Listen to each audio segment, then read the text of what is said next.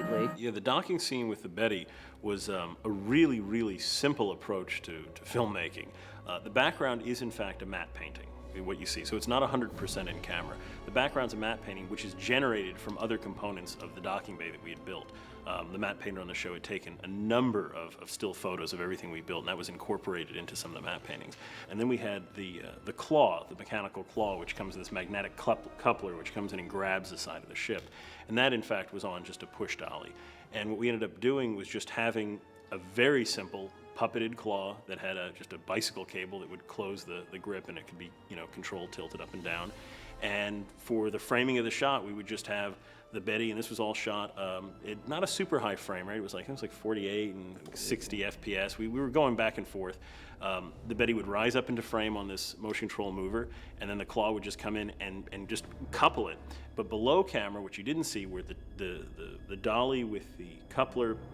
And the static piece with the Betty just had a metal, literally a physical, I think it was like a door. It was a door. Yeah, it was a fence. It was a gate latch. Yeah. It was a gate latch, and they would just slam together and it would latch. But they both were on wheels, so what would happen is you'd have this coupler come in, grapple the Betty, and then it would kind of, the lower section was coupled together, and then by pushing both of them, it kind of gave this sort of zero G feel. We didn't want it to be.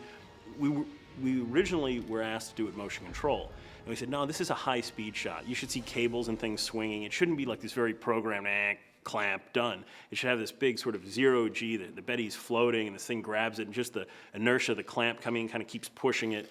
And it was a really simple shot to do. I mean, it literally was like a puppeteered shot in camera.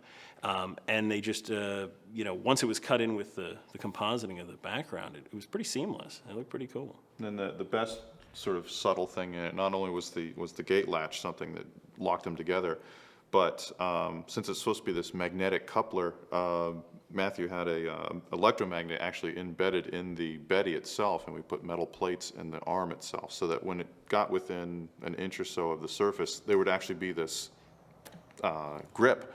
If you get two magnets together and you let it go, it clamps together like that. Well, that literally was happening because it should be a magnetic coupler. How do we do that? We'll put a magnet in it. And so it's another little subtlety that really helps sell the idea of it being real.